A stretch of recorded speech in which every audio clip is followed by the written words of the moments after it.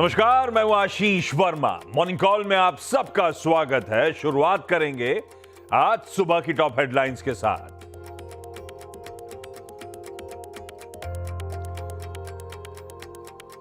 Gift Nifty से कमजोर opening के संकेत, करीब 100 पॉइंट नीचे। एशियाई बाजार भी मिक्स्ड, इधर अमेरिकी बाजार भी ऊंचाई से फिसले। नैस्डैक ऊपर से करीब 250 पॉइंट टूटा। गाजा में इजरायलियों ने दिए युद्ध विराम के संकेत। हमास के नेता याह्या सिनवर को मारने के बाद इजरायली पीएम का बयान, हमास हथियार डाले और बंधकों को रिहा करे तो युद्ध आज खत्म हो सकता है। इन्फोसिस ने पेश किए दूसरी तिमाही में अनुमान के मुताबिक नतीजे। मुनाफा 2% से ज्यादा बढ़ा। डॉलर रेवेन्यू में 4.25% की ग्रोथ। FY25 के लिए constant currency revenue growth guidance 3 से 4% से बढ़ाकर 4.25 से 4.5% किया। दूसरी तिमाही में विप्रो के नतीजे अनुमान से अच्छे। आईटी रेवेन्यू में करीब 1.5% की बढ़ोतरी। मार्जिन का आंकड़ा अनुमान से थोड़ा ज्यादा। 10 तिमाहियों की ऊंचाई पर लार्ज डील बुकिंग्स। लेकिन IT services revenue growth guidance बेहद कमजोर। कंपनी ने 1 पर 1 बोनस शेयर देने का भी किया ऐलान। दूसरी तिमाही में एक्सिस बैंक के मुनाफे में 18% तो ब्याज आय में 10% का उछाल। दोनों आंकड़े अनुमान से ज्यादा। करीब 4% के साथ मार्जिन फ्लैट। लेकिन अनसिक्योर्ड और दूसरे एसेट क्लास में एसेट क्वालिटी को लेकर मैनेजमेंट ने जताई चिंता। और QIBs के दम पर भरा देश का सबसे बड़ा आईपीओ। हुंडई मोटर्स में रिटेल का हिस्सा महज 50% ही बढ़ा। NII कैटेगरी भी पूरी सब्सक्राइब नहीं। हालांकि QIB हिस्सा करीब 7 टाइम्स सब्सक्राइब्ड।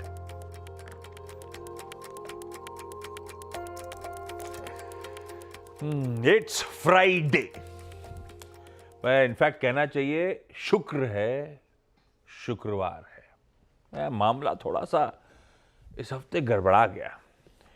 कल back to back third straight trading session था जब हमारे बाजारों में दबाव थी और दिक्कतें थोड़ी सी और प्रोफाउंड और बढ़ रही थी। कल का वो सेशन ब्रॉड बेस्ड सेलिंग का दिन की सपोर्ट लेवल्स के नीचे भारतीय बाजार स्लिप होते हुए नजर आए। ये इंट्राडे चार्ट्स आपकी स्क्रीन पे। शुरुआत ठीक ठाक हुई थी। एक समय 50-60 पॉइंट हरे में भी भारतीय बाजार शुरुआती ट्रेड में नजर आए थे। 25,000 के स्तरों के ऊपर हम कामकाज कर रहे थे। पर फाइनली हुआ क्या? हम 220 अंक कमजोरी के साथ 24,750 के लेवल्स पे बंद होते हुए नजर आए। 24,750 का क्लोज, यानी कि नियरली 2 महीने के सबसे निचले स्तरों पे क्लोज। इससे नीचे का स्तर हमने 20 अगस्त के बाद अब तक नहीं देखा था। तो इस तरह का प्रेशर बना है। और दिक्कत यह है कि इंडेक्स अब अप्रोच कर रहा है अपने प्रीवियस स्विंग लोस को। वो 24,690, 24,700 प्रीवियस स्विंग लोस कह लीजिए या प्रीवियस डिमांड जोन जो था, उन स्तरों पे जाते हुए हम नजर आएंगे। मार्केट का टेक्सचर तो वीक है। करना क्या है इस पर आगे आता हूं, लेकिन आज का सेशन खासा इंपॉर्टेंट है। कल रिजल्ट से डिसअपॉइंटमेंट हुआ था और वहीं से मूड बिगड़ा था। वो बजाज ऑटो ने करा था, नेस्ले ने करा था। वैसे आज भी कई सारे बाजार बंद होने के बाद रिजल्ट जो आए थे उस पर हम रिएक्ट कर रहे होंगे। इन्फोसिस, एक्सिस बैंक, विप्रो, तीनों निफ्टी की कंपनीज पे हमें खुलते ही रिएक्शन देना है। ग्लोबली वो ECB के इंटरेस्ट रेट डिसीजन की बात हो या यूएस के रिटेल सेल्स से लेके इनिशियल जॉबलेस क्लेम्स के नंबर्स हो, सब सामने आ चुके हैं। इस पे चर्चा भी होनी है, इन पे रिएक्शन की तैयारी भी करनी है। और आज सेंसेक्स की वीकली कॉन्ट्रैक्ट्स की एक्सपायरी का दिन है।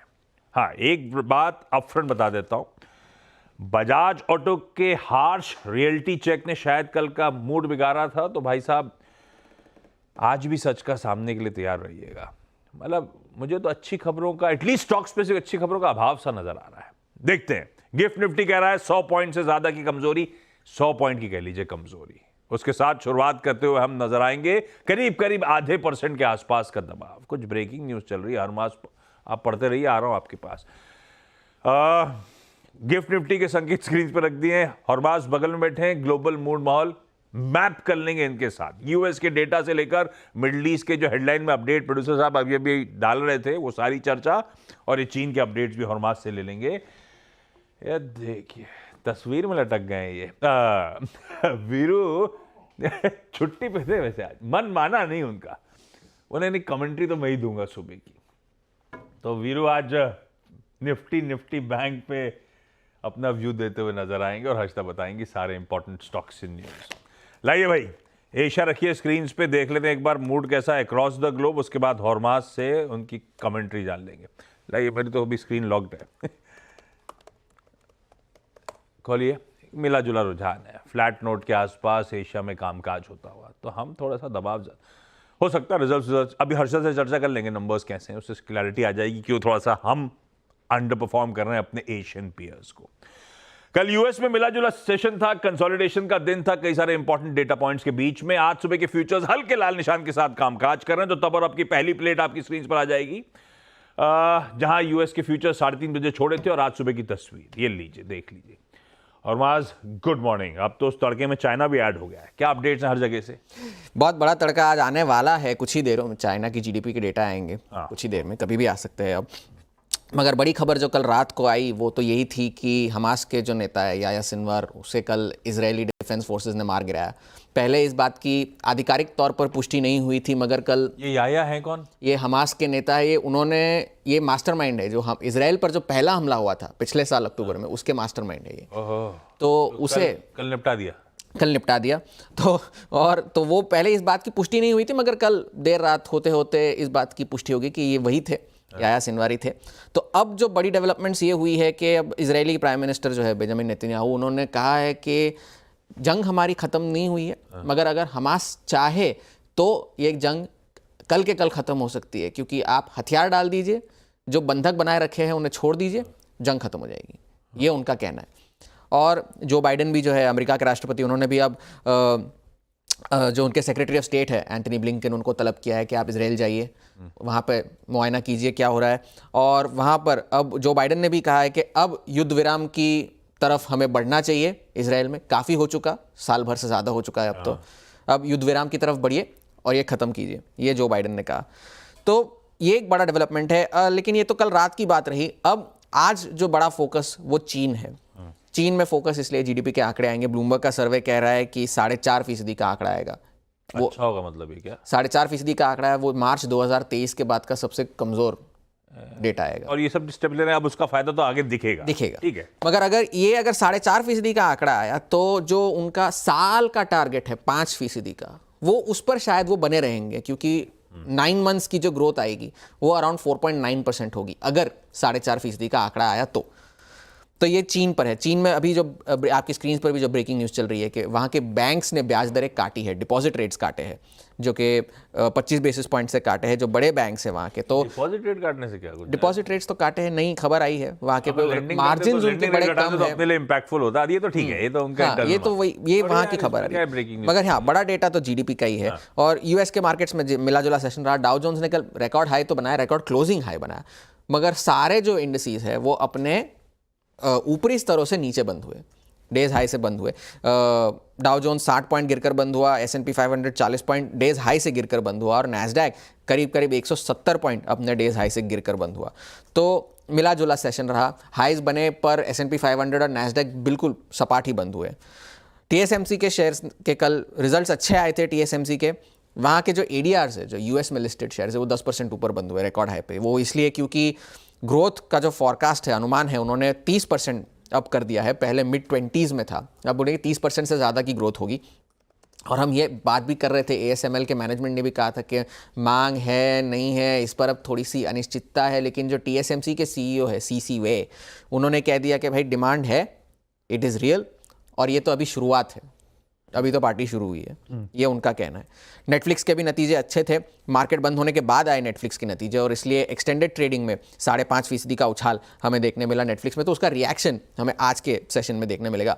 मगर अब वापस जो नज़र आ चुकी है वो फेड पर नज़र आ गई है। वो फेड पे इसलिए नज़र आई है क्योंकि काफ़ी सारा डेटा कल आया जो आपकी स्क्रीन पर आप देख रहे हैं।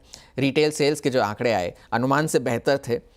अगर आप ऑटो निकाल ले रिटेल सेल्स में से, एक्स ऑटो अगर आप देखें तो वो आंकड़े और बेहतर थे अनुमान से, और जॉबलेस क्लेम्स के अनुमान से बेहतर थे। और आईआईपी का डेटा थोड़ा सा कमज़ोर था, मगर आप वो मान लीजिए क्योंकि हड़तालें चल रही थी, वहाँ हरिकेन सीजन आया था, काफ़ी सारे तूफान आए थे, काफ़ी नुकसान हुआ, उस वजह से इंडस्ट्रियल प्रोडक्शन थोड़ा सा कम था। तो आप उसे एक सीजनैलिटी फैक्टर मान के आप उसे नज़रअंदाज कर सकते हैं। मगर ये जो ऊपर का डेटा आया है, इससे ये साफ जाहिर होता है कि रिसेशन जो है वो अमेरिका से अभी तक कोसों दूर है। स्पेंडिंग जारी है, सेल्स बड़े हैं, और जॉबलेस क्लेम्स जो है वो कम हुए। अब जॉबलेस क्लेम्स भी फ्लक्चुएट होते रहते हैं, तो आप उसे भी तो आप कह रहे हो रिटेल सेल्स उम्मीद से बेहतर, जॉबलेस क्लेम्स ड्रॉप हुआ, तो 25 भी बचेगा नहीं बचेगा टेबल में? अब फिलहाल जो उनका फेड वॉच टूल है, जो हम पहले कह रहे थे कि 90% है, वो अब थोड़ा सा कम होकर 87% हो गया है। मगर अभी भी 25 बेसिस पॉइंट्स की आशंका है नवंबर में, प्रोवाइडेड कि ये सारा डेटा जिस तरह से आ रहा है वो आता रहे, तो अभी भी 25 is still on the table. अब आज क्या आप नज़र रखें, तेल की कीमतों में कोई ज़्यादा फर्क नहीं आया है इजराइल के ये जो डेवलपमेंट्स हुए उसके बाद भी, मगर गोल्ड ने, सोने के भाव ने एक नया रिकॉर्ड बनाया है।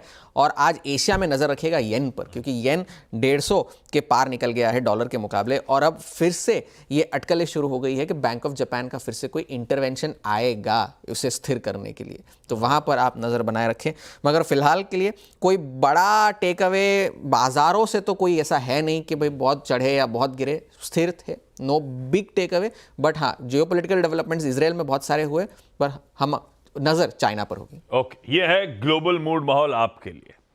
वीरू के पास चला जाए, कल का सेशन एक बार स्क्रीन पर रखिएगा। शुरुआत वो बजाज ऑटो ने सारा मामला गड़बड़ाया, ऑटोज पिटे, ऑटोज के बाद बैंक्स की बारी आई, अच्छा खासा खामियाजा उन्होंने भी झेला, दबाव वहां पे भी था। वो तो आईटी रेजिलिएंट था भाई साहब, इसीलिए फॉल्स रिस्ट्रिक्टेड थे। पर हम बहुत इंपॉर्टेंट क्रूशियल जोन्स के इर्द गिर्द अब आके कामकाज कर रहे हैं, और एक गिफ्ट निफ्टी गैप डाउन के हल्के इंडिकेशंस भी दे रहा है। ऐसे में वीरू, गुड मॉर्निंग। क्या करा जाए, कल का सेशन जो प्ले आउट हुआ उसको आपने कैसे रीड करा? अगर इस तरह की कमजोरी आ रही है, हम प्रीवियस स्विंग लोज को अगर ब्रीच करके जा रहे हैं, तो कोई बहुत ज्यादा घबराने की बात? गुड मॉर्निंग आशीष। देखिए, वेरी वेल अप्रोच रखिए आशीष, जैसे कल भी थी। हमारा कन्विक्शन बाय का तब तक था, देखिए हमारे पास इस रेंज में कोई एवरेज नहीं है, ठीक है, जिसका आपके पास सपोर्ट हो। कल भी हमारा सिर्फ कन्विक्शन था 850 913। क्या था वो पुट राइटर्स का जोन था। जैसे ही टूटा, जैसे मैंने कल कहा भी था, मॉर्निंग कमेंट्री में क्लियरली मेंशन था, ये टूटेगा तो आपको 750 मिलेगा। 750 मिल गया। अमूमन फर्स्ट इंस्टेंस में 694 नहीं टूटना था, नहीं टूटा। ठीक है आशीष, कल एफआईएस की सेलिंग कैश में बहुत स्ट्रॉन्ग है, डीआईएस की सेलिंग, डीआईएस की बाइंग है। हालांकि एफआईएस ने इंडेक्स बहुत नहीं बेचे, 132 करोड़ रुपए का, 265 करोड़ रुपए का स्टॉक फ्यूचर उन्होंने बाय किया कल के सेशन में। क्रिटिकल क्या है आप समझ लीजिए, कल के ब्रेकडाउन के बाद चार्टिकली सेटअप आपका बहुत खराब हो गया, बहुत खराब हो गया। सारे कॉल राइटर्स, अगर आप इस weekly contract, newly commenced weekly contract के देखें तो वो प्लेस्ड हैं अब 3 स्ट्राइक्स पे, 25, 24, 9, 24, 8। नीचे पुट राइटर अगर कहीं पर विजिबल है आशीष, तो वो है 24,500 की पुट मंथली में, वीकली में। सो निफ्टी के ट्रेडर्स क्या करें, जब तक RS1 856,913 बाइसेक्ट नहीं हो रहा, तब तक सेल ऑन राइज रहेगा। यानी जब तक RS1 नहीं बाइसेक्ट हो रहा है, it will be sell on rise trade. नीचे क्या, नीचे 694 यानी 7 अक्टूबर का लो, वो बहुत क्रिटिकल है आशीष। अगर वो वायलेट होता है तो आशीष 3 चीज नजर रखिएगा जो कि डेफिनेटली होंगी। पहला 24,500 जो कि ऑप्शन बेस्ड, दूसरा 24,547 that is 20 week exponential moving average, सबसे क्रिटिकल एवरेज यही है, और उसके बाद 24,470 that is 100 day exponential moving average. So RS1 के नीचे वीकनेस, 7 अक्टूबर का लो टूटा, तो ये 3 जो पॉइंट्स मैंने मेंशन किए हैं ये पॉसिबली आ सकते हैं। शॉर्ट कवरिंग सिर्फ एक केस में होगी, 913 के ऊपर। इन दैट केस 25,033, 25,055, 10 और 50 तक की शॉर्ट कवरिंग पॉसिबल है। निफ्टी बैंक, देखिए सेल ऑफ इसमें यहाँ भी आया और कल बेस 1 वायलेट हो गया। अब मोटा मोटी में बताऊं आशीष, बैंक निफ्टी में है कि अगर आप पिरामिड्स को देखें और एवरेजेस को देखें, बड़े खूबसूरती से लैंड है यहाँ पर। 52,000 पे आपका 20 डेमा भी है, 52,000 पे कॉल राइटर भी है, और 51,000 पे आपका 100 डेमा है, 51,000 पे पुट राइटर भी है। कल एक सेल ऑफ था, अच्छा खासा सेल ऑफ था। RS1 के ऊपर जब बैंक निफ्टी चलेगा, तो एक RS2 तक यानी करीब करीब 51,852 तक जा सकता है। लेकिन मेरे ख्याल से आशीष अभी वीकेंड है आज बैंक निफ्टी, अब कल की सेल ऑफ के बाद मेजर चीज क्या है फोकस करने वाली? बैंक निफ्टी अगर मैं आई थिंक फोकस कर रहा होता, वेट फॉर ब्रेकआउट ऑफ 52,000 और else breakdown of 51,000। Till the time bank Nifty थोड़ा सा डिलेमा में रखेगा। बेटर क्लीन व्यू निफ्टी पे है rather than Nifty bank. Nifty bank मेरे को अभी रेंज बाउंड लग रहा है 51,800 से करीब करीब 51,200। बट अगर 51,000 बैंक निफ्टी वायलेट होता है, पेन तब पड़ेगा सिस्टम का। आशीष लीजिए भैया, निफ्टी बैंक की ये बढ़िया सी स्ट्रेटेजी। अब मुलाकात कब होगी? दोपहर में आ रहे हो या मंडे सुबह मुलाकात होगी? सोमवार को, आज कुछ जरूरी काम में जरा फंसा हुआ है और बाद। चलिए कोई नहीं, बढ़िया है। ये रही बढ़िया सी, एंजॉय करिए अपना एक्सटेंडेड वीकेंड। आप एक्सटेंडेड क्यों, लॉन्ग वीकेंड हुआ। लॉन्ग वीकेंड बहुत सारे एक्सटेंडेड नहीं है, काम बहुत सारे। मुलाकात होती है आपसे मंडे को। हर्षदा के पास चला जाए भाई, बहुत सारे इंपॉर्टेंट नंबर्स और खबरें सब डाइजेस्ट करनी है आज खुलते ही। जो इंपॉर्टेंट है वो अभी अपफ्रंट डिस्कस कर लेते हैं। Harshada good morning. Good morning Ashish. शुरुआत बिग बॉय इन्फोसिस के साथ करेंगे। जैसे एक्सपेक्टेड था वैसा ही परफॉर्मेंस देखने को मिला। इनफैक्ट नंबर्स अच्छे हैं, प्रॉफिटेबिलिटी 2% बढ़कर आई है। हमारे उम्मीद से थोड़ा सा कम है वो आंकड़ा, लेकिन ठीक है, वो 6,500 करोड़ चलेगा। डॉलर रेवेन्यू के फ्रंट पर देखिए, ये इनफैक्ट $4,894 मिलियन के आसपास आंकड़ा आता हुआ दिखाई दिया है।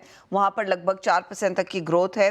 कॉन्स्टेंट करेंसी रेवेन्यू 3.1% ग्रो होता हुआ दिखाई दिया है, 3% का अनुमान था, तो ये भी इन लाइन है। मार्जिन के फ्रंट पर अगर आप देखेंगे, मार्जिन स्टेडी है 21.1% पर, 21.34% के एक्सपेक्टेशन थी। तो उस लिहाज से परफॉर्मेंस में कोई ऐसा सरप्राइज नहीं है। जैसे मार्केट एक्सपेक्ट कर रहा था वैसे ही आया। मार्केट ये भी एक्सपेक्ट कर रहा था कि गाइडेंस बढ़ेगा, और गाइडेंस भी बढ़ा है। 3 से 4% पहला बेस था गाइडेंस का ग्रोथ के लिहाज से, रेवेन्यू ग्रोथ के लिहाज से इसे हल्का सा बढ़ाया है। इसे 3.75% लोअर एंड पर बढ़ाया 75 बेसिस पॉइंट, और अपर एंड पर करीब आधे बेसिस पॉइंट बढ़ाया है। तो 3.75 से 4.5% की अब रेवेन्यू ग्रोथ कंपनी लेकर चल रही है। साथ ही साथ उन्होंने ये कहा है कि बेसिकली देखिए, ग्रोथ परफॉर्मेंस अच्छा है और पाइपलाइन मजबूत होने लगी है, इसीलिए हम धीरे से गाइडेंस अपना बढ़ा रहे हैं। ऑपरेटिंग मार्जिन्स में कोई बदलाव नहीं, वो 20 से 22% के बीच बरकरार रहेंगे। इस बीच कंपनी ने ये मेंशन किया है BFSI में ग्रोथ है, बाकी सेगमेंट्स में इतनी अच्छी ग्रोथ नहीं है। और BFSI में भी खासतौर से यूएस के मार्केट में डिस्क्रिशनरी स्पेंड्स थोड़े से वापस लौटते हुए दिखाई दे रहे हैं, उससे फाइनेंशियल सर्विसेज इंप्रूव हो रही हैं। कैपिटल मार्केट की अच्छी ग्रोथ, कार्ड्स और पेमेंट बिजनेस की अच्छी ग्रोथ दरअसल ड्राइव कर रही है इन नंबर्स को। वो एक चीज हुई। दूसरी तरफ विप्रो की बात करेंगे। विप्रो के आईटी रेवेन्यू में करीब 1.5% का इजाफा है, लेकिन हम देखते हैं डॉलर रेवेन्यू 1.3% तक की ग्रोथ है क्वार्टर ऑन क्वार्टर बेसिस पर। ये उम्मीद से थोड़ा सा बेहतर आंकड़ा उभर कर आ रहा है। कांस्टेंट करेंसी बेसिस पर एक्सपेक्टेशन क्या थी? 0.1% की ग्रोथ, उसके सामने 0.6% तक की ग्रोथ देखने को मिली। तो ये नंबर इनफैक्ट बेहतर है। इसके बिजनेस में कुछ पिकअप देखने को मिल रहा है। 1:1 के बोनस का भी ऐलान कंपनी ने किया है। लेकिन थर्ड क्वार्टर का जो गाइडेंस है वो ओके है। जो रेंज हम एक्सपेक्ट कर रहे थे -2 to 0%, कंपनी कह रही है -2 to 0% दिया है, -0.5 to 1.5% का अनुमान था। तो ये जो गाइडेंस है ना, वहां पर थोड़ा सा मामला तो ढीला पड़ता हुआ दिखाई दे रहा है। यूरोप के बिजनेस में डिमांड फीकी है, लेकिन BFSI स्ट्रांग है, ये कंपनी की तरफ से बयान आया। तो ये 2 दिग्गज रहेंगे। तीसरा दिग्गज रहेगा एक्सिस बैंक। मुनाफा बेहतर है, काफ़ी बेहतर है। 6,300 करोड़ के सामने 6,900 करोड़ के ऊपर का आंकड़ा आया है। 18% की ग्रोथ है। ब्याज से आय 10% बढ़ता हुआ दिखाई दिया है। ये हल्का सा मिस आता हुआ दिखाई दिया है। मार्जिन्स में हमने देखा है कॉन्ट्रैक्शन। पिछले क्वार्टर में 4% के मार्जिन्स थे, ये 3.99% पर आए हैं, तो कुछ प्रेशर देखने को मिला है। ग्रॉस NPA 1.44% पर वर्सेस 1.5%, ये ठीक है। नेट NPA में कोई बदलाव नहीं। कंपनी कह रही है एसेट क्वालिटी स्टेबल है। कुछ अनसिक्योर्ड एसेट्स में मामला बिगड़ रहा है, एसेट क्वालिटी को लेकर वहां पर चिंता है। LTI माइंट्री मुनाफा 10% बढ़कर आया है। वैसे आप कहेंगे नंबर्स इन लाइन है, लेकिन कांस्टेंट करेंसी बेसिस पर एक मिस है। कांस्टेंट करेंसी बेसिस पर एक्सपेक्टेशन थी 2.7% की, 2.3% कंपनी ने डिलीवर किया है, और मार्जिन्स एब्सोल्युटली इन लाइन आए 15.5% पर। पॉलीकैब रेडार पर रखेंगे। रेवेन्यू बीट है, लेकिन मुनाफा स्लिप है, 445 करोड़ पर आया, 452 करोड़ का अनुमान था। EBITDA देखेंगे सिर्फ 3.5% बढ़ता हुआ दिखाई दिया है। मार्जिन्स दबाव में आए हैं, 13% के मार्जिन्स का अनुमान था, 11.5% पर आते हुए दिखाई दिए। और टाटा केमिकल्स के नंबर्स पर भी नजरें रहेंगी आज, जहां पर मुनाफे में दरअसल आया है दबाव 46% का, रेवेन्यू फ्लैट है, EBITDA लेवल पर भी थोड़ा सा प्रेशर देखने को मिला और मार्जिन्स भी कॉन्ट्रैक्ट होते हुए दिखाई दिए हैं। रखिए तमाम स्टॉक्स अपने रडार पर। क्विकली एक काम करा जाए, छोटा सा ब्रेक के उस पार आज क्या इवेंट्स कैलेंडर और कमोडिटी स्ट्रैटेजी। चलिए भाई, वैसे बहुत सारी खबरें हैं। सीधा सौदा जब अगला शो आएगा तो बहुत सारी टटोल लेंगे और डिटेल्ड कवरेज जब 8:30 बजे मुनाफे की तैयारी में जोड़ेंगे तो कुछ छूटेगा नहीं। अभी अपफ्रंट इंपॉर्टेंट न्यूज हर्षदा ने डिस्कस कर ली आपके साथ। खैर, आज फ्राइडे है, सेंसेक्स के कॉन्ट्रैक्ट्स की वीकली एक्सपायरी का भी दिन। रिजल्ट्स कैलेंडर में एक हमें रिएक्शंस बहुत सारे देने हैं। निफ्टी के हों, निफ्टी के बाहर वायदा वाले भी हों, बहुत सारी कंपनियों को रिएक्शन देने हैं। पर आज टाटा कंज्यूमर के रिजल्ट्स आने, निफ्टी वाला, और वायदा में आईसीआईसीआई लोम्बार्ड, एल&टी फाइनेंस और ओबरॉय रियल्टी, ये सब आज आने हैं। कैश की लंबी लिस्ट है, छोड़ देते हैं उसको। टीसीएस एक्स डिविडेंड होना है 10 रुपए का, लेकिन एडजस्टमेंट है, ठीक है। आनंद आठी वेल्थ भी एक्स डिविडेंड होना है, 7 रुपए का एडजस्टमेंट है। हमारे शाम को 5 बजे bank loan growth, deposit growth और फॉरेन एक्सचेंज रिजर्व्स के नंबर्स आ जाएंगे।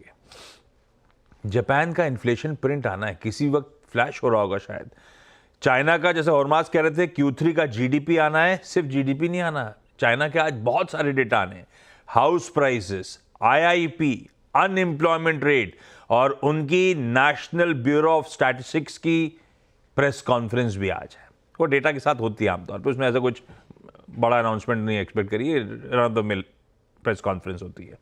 यूएस में आज हाउसिंग रिलेटेड अपडेट्स आएंगे। हालांकि हाउसिंग डेटा को अभी बाजार इस समय पैनी नजर नहीं रख रहा है, लेकिन फिर भी बिल्डिंग परमिट्स, हाउसिंग स्टार्ट्स वगैरह सामने आएंगे। कई सारे फेड मेंबर्स की स्पीचेस, वोटिंग मेंबर्स की स्पीचेस आज शाम को लाइंड अप है। बॉस्टिक, कशकरी और वॉलर। कुछ भी इंटरेस्टिंग हुआ तो मंडे को बट ऑब्वियस अपन डिस्कस कर रहे होंगे हॉर्मास के साथ। और फ्राइडे है, पर मल्टीप्लेक्स अच्छा वीकेंड नहीं है। फिर से आप या तो पिछले हफ्ते वाली देखो, वैसे इस हफ्ते एक स्माइल्स 2 नाम की इंग्लिश हॉरर है, एक मराठी मूवी है, लाइक आणि सब्सक्राइब, ये नाम अच्छा लगा मुझे। अपन ने बना दिया इसी को आज का फ्राइडे स्पेशल। 12:30 बजे हम लोग भी करेंगे लाइक आणि सब्सक्राइब। अणी मतलब मराठी वर्ड है, और लाइक और सब्सक्राइब। क्या करूंगा जब जुड़िएगा तब बताऊंगा। खैर, कमोडिटी स्ट्रैटेजीज क्विकली रखिए जरा तब, और आपकी सेकंड प्लेट कुछ बदला नहीं है खास, वो आपकी स्क्रीन पर आ जाएगा। ऐसे में तो एक्सपर्ट की और भी ज्यादा जरूरत पड़ती है। पृथ्वी फिरमार्ट के मनोज कुमार जैन साहब ने मदद करी है। जैन साहब कह रहे हैं सोना दिसंबर वायदा खरीदिए 76,600 के स्टॉप के साथ। चांदी का भी दिसंबर वायदा खरीदा जा सकता है, 90,800 का एसएल लगाइएगा। तो बुलियन पे नजर है, चाहे वो सोना हो चाहे चांदी हो, खरीदारी करने के मौके।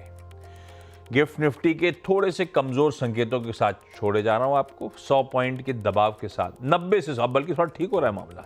आधे % जब 1/3% कमजोरी की तरफ बढ़ रहे हैं, अच्छी बात है। खैर, फ्राइडे की इस तरह की ओपनिंग के ऐसे इंडिकेशंस। आज के शो मॉर्निंग कॉल में इतना ही। ब्रेक का समय, ब्रेक के उस पर जब लौटेंगे तो आज का सीधा सौदा। नमस्कार।